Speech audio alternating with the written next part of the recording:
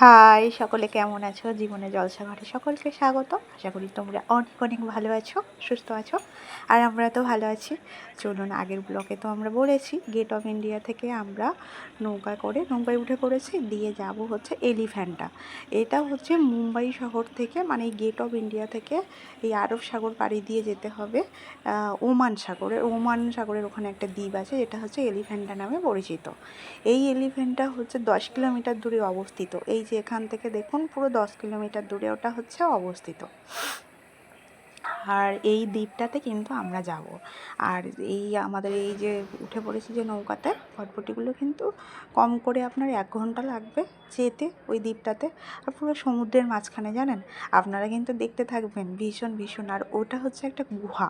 আর হাতি ছিল ওখানে, যেহেতু মানে পর্তুগিজ যেসব নৌনাবিকরা যখন ওটা দেখেছিল প্রথম, যে হাতির মতো এরকম একটা ব্যাপার আছে সেখানে, সেই জন্য এটাকে এলিফ্যান্টটা, যদিও একটা হাতির মূর্তি ছিল, সেটা বিদেশিরা নিয়ে যেতে গিয়ে ক্ষতিগ্রস্ত করে ফেলেছে, ওই জন্য সেই হাতিটা হয়তো আমরা গিয়ে আর দেখতে পাবো না। কিন্তু এই দ্বীপটার নাম হচ্ছে এলিফ্যান্টার, যেহেতু গুহা, সেই জন্য ওখানে হচ্ছে কি না মানে ঘোড়াপুরিও বলে ওখানকার লোকরা। ছোট্ট একটা দ্বীপ, আর সেই দ্বীপটাতে আমরা যাব। তার জন্য নৌকায় আমাদেরকে 1 ঘন্টা বসতে হবে। আর এই যে সমুদ্র যাত্রা করছি, এই যাত্রাপথে যে কত সুন্দর সুন্দর দৃশ্য দেখুন। ওই যে তাজ হোটেল, টাওয়ার হোটেল আর ইন্ডিয়া গেট, সবাইকে রেখে আমরা কিন্তু সমুদ্রে পাড়ি দিয়ে চলেছি। আপনারা কিন্তু সাথে থাকবেন, আমাদের এই সমুদ্র যাত্রার সঙ্গী হবেন। হ্যাঁ, খুব কিন্তু সুন্দর লাগবে এই যাত্রাতে। মানে আপনারা সবাই আমাদের সাথে থাকবেন, দেখবেন। এবং এই যাত্রাপথে দেখব অনেক বড় বড় জাহাজ, যেগুলো তেল তুলছে মানে সাগরের মধ্যে। এই যে সবাই উঠে কত আনন্দ করছে, চলেছে সবাই ওই দ্বীপটাতে যাবে বলে।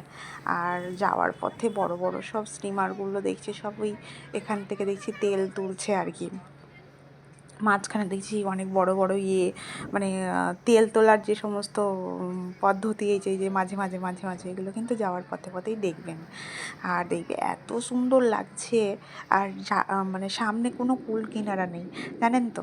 এই যে যাত্রাকালে মানে এই যে তেল খননে, মানে তেল তোলার জন্য এইগুলো, এই যে যাত্রাকালে যে আমরা যাচ্ছি না, এই যাওয়ার পথে সেই যে রবীন্দ্রনাথের, আমাদের কবিগুরুর যে একটা কবিতা আছে না, নিরুদ্দেশ যাত্রা যার কোনো শেষ নেই, তা আমরা যেন সেই যাত্রার পথে চলেছি। যে দেখুন, কোনো কুল কিনারা নেই, আমরা নিরুদ্দেশের উদ্দেশ্যে যাত্রা করেছি। এই যাত্রাপথে আপনারা আমাদের সাথে থাকবেন।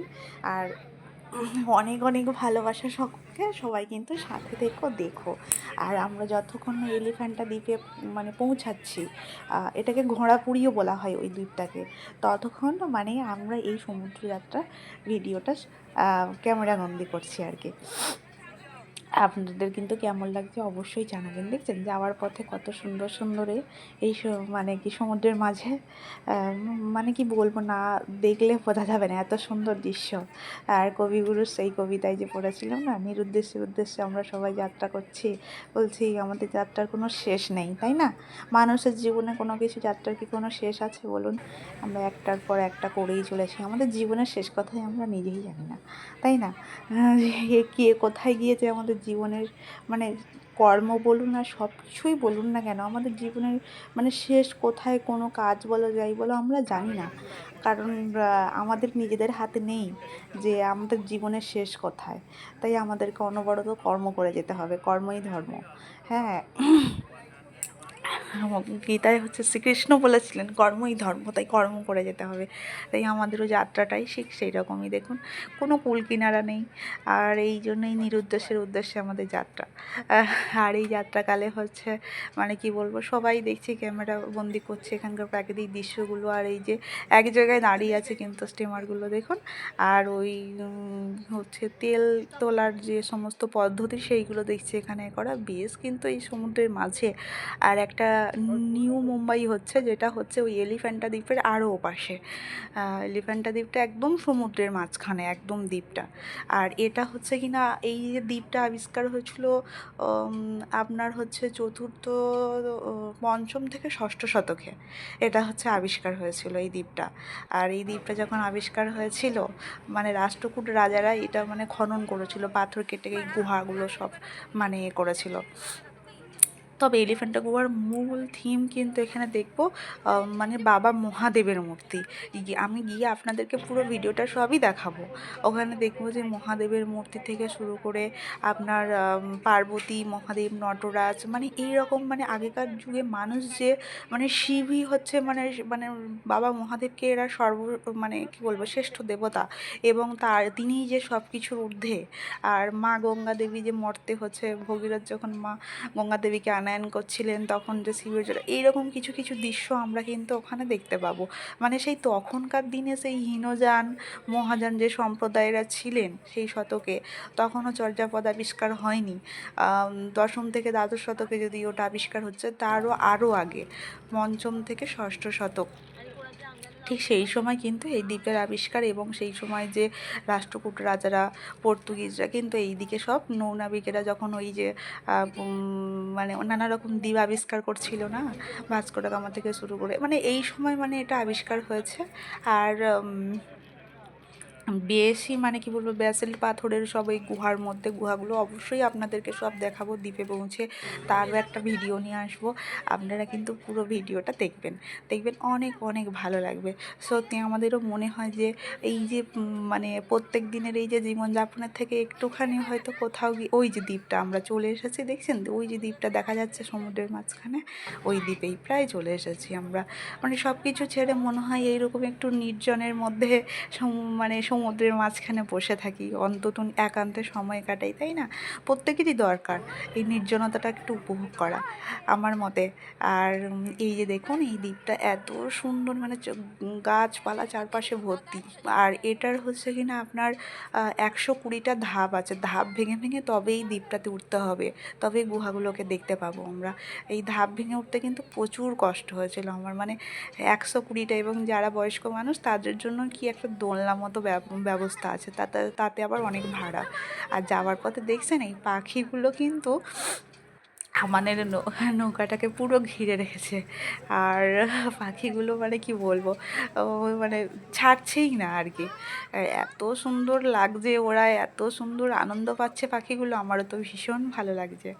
আর এইবারে আমি তো প্রায় চলে এসেছি। আর 120টা ধাপ আছে, সেই ধাপ ভেঙে ভেঙে সে সবই ভিডিও আপনাদেরকে দেখাবো। ওই গুহার উপরে উঠতে হবে, ঠিক আছে? আর তবেই আমরা প্রত্যেকটা গুহাতে দেখতে পাবো। আর গুহাগুলো সবই হচ্ছে কিনা ত্রিমূর্তি শিবের মূর্তি, বেশিরভাগ সবই শিবের মূর্তি। শিবের সেই তখনকার দিনের কিছু কিছু মূর্তিকে সব ভেঙে দিয়ে গেছে, মানে ক্ষতিগ্রস্ত করে দিয়ে গেছে বাইরের সবাই এসে, কিন্তু তবুও যেটুখানি আছে সেটুখানি অন্তত আমাদের সরকার চেষ্টা করছে সেটাকে রক্ষা করার। আর কি বলবো, এত সুন্দর মানে দৃশ্য, কি বলবো ঐতিহাসিক, মানে আমরা জানি না ইতিহাসের শেষ কোথায়। আর সেই ইতিহাসের এই বিভিন্ন দিকগুলো সত্যি আমার ভীষণ ভীষণ তো ভালো লাগে দেখতে। জানি না কেন আমার ঐতিহাসিক স্থানগুলোকে ঘুরে দেখতে খুবই মানে খুব আগ্রহ আর কি। আর আর এই যে দেখুন সেই নিউ মুম্বাই বলছি না নতুন হচ্ছে, ওই যে সেটা আবার পরে ওটা যদিও আপনাদেরকে দেখাবো। এখন আমরা এলিফ্যান্টা দ্বীপে প্রায় চলে এসেছি। ওই যে দেখুন কতগুলো স্টিমার মানে দাঁড়িয়ে আছে, আর এসে আমাদের স্টিমারও গিয়ে ওখানে দাঁড়াবে। আর সবাই তো দেখছি যাচ্ছে, অনেকটা যেতে হবে, গিয়ে তারপরে 120টা ধাপ ভাঙতে হবে, ভেঙে তারপরে সেই গুহার মধ্যে আমরা ঢুকবো। আর সে তো সব মানে আগে থেকে জেনে, তাই জন্য খুব উত্তেজনা, একটা টান টান উত্তেজনা নিয়ে এখন কেমন পরিস্থিতি ওখানে জানি না। তবে এই দিকটা দেখার তো ভীষণ ভীষণ ইচ্ছা, তাই পুরো চলেই এসেছি। আপনাদের কিন্তু কেমন লাগছে অবশ্যই কমেন্ট করে জানাবেন। আর তার সাথে এই যে সমুদ্রের দৃশ্য, এত সুন্দর স্থির দৃশ্য, আর কি বলবো, মানে ভীষণ ভীষণ ভালো লাগছে। এই যে চলে এসেছি, ওয়েলকাম টু এলিফ্যান্টা আইল্যান্ড। দেখুন এই দ্বীপে চলে এসেছি। এইবারে যাই যে গুহার আগে, যাওয়ার আগে এই সমস্ত দোকানগুলো আছে, অনেকটা হাঁটতে হবে, হেঁটে তবে সেই 120টা ধাপ ভেঙে তবে যাব। আপনারা সাথে থাকবেন, আবার পরের ব্লকে কিন্তু আমি আপনাদেরকে এলিফ্যান্টাটা পুরোটা ঘুরে দেখাবো। অনেক অনেক ভালো থাকবেন, সুস্থ থাকবেন, আর পাশে থাকবেন, একটু সাবস্ক্রাইব করে দেবেন। ধন্যবাদ।